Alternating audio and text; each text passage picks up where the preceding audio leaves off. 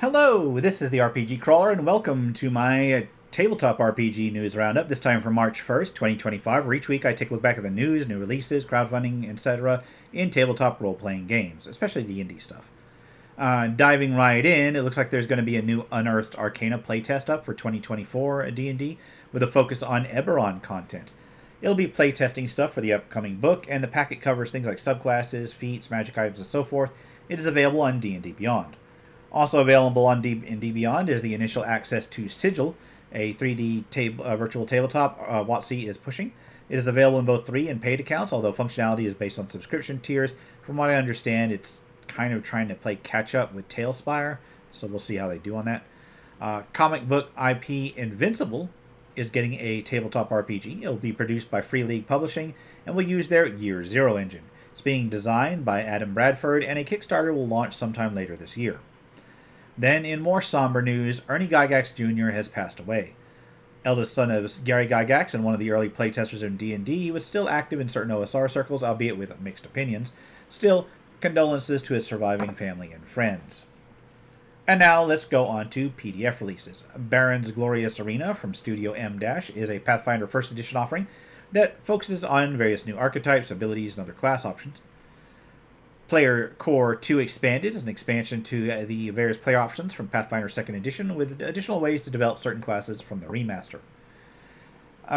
Grong's Guide to Golarion, Inner Sea Ancestry is expanded is exactly what it says, an expansion of various playable beings from Pathfinder 2nd Edition. Rise of the Ember Queen is a 5th Edition adventure, a one-shot for 10-plus level characters that deals with a queen that was once betrayed and sealed away but has now reawakened. Adventure Ripples has a set of 3 adventures for 5th edition, and some of these I'm not going to explicitly note, but a lot of the stuff when I say 5th edition, it's also available with compatible with 2024, at least mostly. But I don't know these are. There are 3 of them. There's Silken Siege, Crumbling Skies, and Black Metal. Dyson Dungeon Quest has a few 5th edition offerings. There's the Crimson Conspiracy, which is a murder mystery type adventure, and then the Witch of Withering Fields. I think there was one more, but I don't think I grabbed it. Anyway. Grim Press has Unearthed Spoils number 30, Shattered Grace, an adventure and associated material, with character options for 5th edition. AAW Games has an entry into their Mini Dungeons series for 5th edition, this time number 319, Our Lady of Darkness. The Court of Tatterdemalion is a 5th edition adventure-compatible location focused on the underbelly of a city ruled by the Beggar's Brotherhood. It has various NPCs, locations, etc. A collection of seafaring adventures is once again exactly what it says, a collection of 4 themed adventures for 5th edition. Into the Dwarf Fortress is a 5th edition compatible 4-part dungeon adventure for low-level characters covering a few different dungeon types. Drakenslund Adventures number 2, Kizak's Vault is another adventure from Laidback DM in the Drakenslund series, compatible with 5th edition Dragonbane as well as OSR systems. TBM Games has Rust Moon Setting Primer, available in 5th edition 2024 and Tales of the Valiant. Complete Town number 1, Backerton, is a 5th edition compatible town, complete with key buildings, NPCs, etc., although it is largely also system neutral, because it has mostly like lore, etc., so you can take it like that. Elven Foundry has Enchanted Companions, a 5th edition compatible collection of creatures, beasts, races, and so forth. It also comes in an expanded edition with extra entries, new lore mechanics, new lore, new mechanics, etc. Prayer, God of Stories and Embellishments, is a 5th edition compatible offering that includes 2 new gods, 2 new deities that can be used in most settings. The Quicksilver Adventuring League has a few subclasses for 5th edition 2024. There's Path of the Bruiser for the Barbarian, and then Dremax Conflict Domain for the Cleric. The Crimson Codex is a set of 6 Gothic-themed subclasses for 5th edition. Each of the subclasses includes mechanics, role-playing guidance, etc. Red in Tooth and Claw is a supplement for 5th edition from Chamomile that covers survival horror themes in a wilderness, specifically a wilderness that has been overrun by a chaos entity. Tome of Villains is a compendium of 10 villains of various CRs, all the way from 3 to 30, for 5th edition, each with history, plot, schemes, personality, minions, lairs, stat blocks, etc. The Honeycomb Codex is a supplement for 5th edition and 2024 that details bee folk, including new playable types, support, etc. Fantasy Heartbreaker 5th edition details a stripped down but still compatible 5th edition designed to focus on simplified action, quick play, etc. What Remains of House Duquesne is a DCC RPG compatible adventure that focuses around the servants of a lord who has recently taken ill from a cursed family. It is a level 0 funnel. Chubby Funster has the GM companion for Shadowdark that offers a number of options, including material for hex crawls, dungeons, and so forth for that system. Troll Lord Games has released Castles and Crusade, Engineering Villages, which details designing and portraying small settled communities. Mostly useful for that system, although it seems a lot of this is going to be useful for different systems as well, as long as they're medieval fantasy. Blood for the Mosquito God is an old school Essentials compatible adventure that deals with a secret sunken temple in a swamp.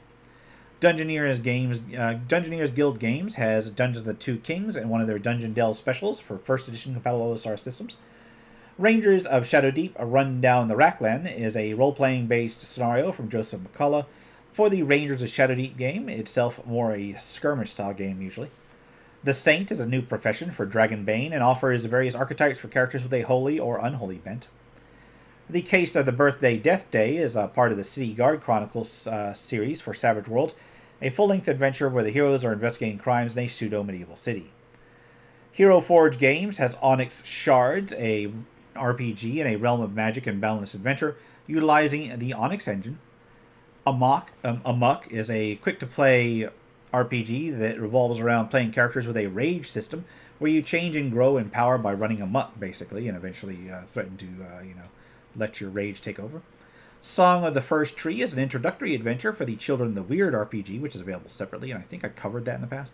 Chateau of Mystery offers an adventure for the historical fantasy RPG Medieval Tales, with romance themes and inspired by Arthurian legend.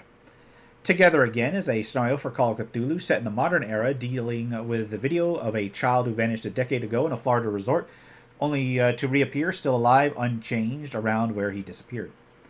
The Swarms of Tanfrid is another Call of Cthulhu offering, this one in 1920s Wales, dealing with a plague of flies around a mining village. Nesting Dolls is a mission for Achtung Cthulhu set in northern Portugal and complete with pre-generated agents. Then there's Delta Green, God's Light, a scenario for the Delta Green RPG, and it's associated with another one, I believe it's like God's Teeth or something like that. Requiem is a horror compendium for the Everyday Heroes RPG that covers a world of hidden truths, sinister cults, and so forth, with new character types and options, as well as horror-inspired NPCs. Modiphius has Fallout Factions, a core rulebook, a skirmish war gaming system utilizing the Fallout world. Then there's Darktide Extraction for the Warhammer 40,000 Wrath of Glory thing. It is a 5-part adventure campaign set around Hive Tertium. And finally, Iron Confession is a murder mystery for the Mothership sci-fi RPG.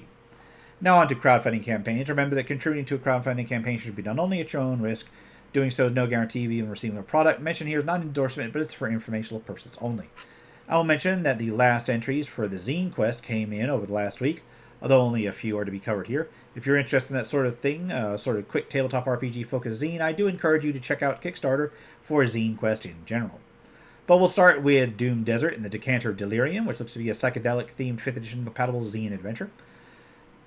Avalantis will be a 5th edition setting and campaign book covering a continent divided amongst various factions in light and dark.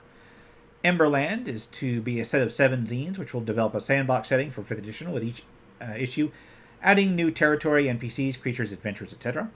The Black Ledger will be a guide to the criminal underworld for 5th edition 2024, offering various NPCs with their roles, factions, subclasses, hideouts, etc.